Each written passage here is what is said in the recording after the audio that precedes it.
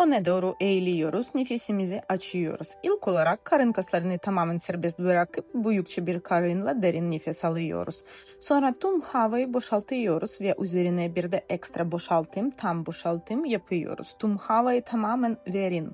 Karnı içeri çekerek ek bir nefes verme yapın. Yapışık karın etkisi yaratın. Bu noktadan sonra karın tamamen yapışmış haldeyken sizin kapasitenize göre elbette karın içeri çekili halde yavaşça kalmaya başlayın. Başınızı hafifçe yukarı kaldırın, dilinizi dışarı çıkarın.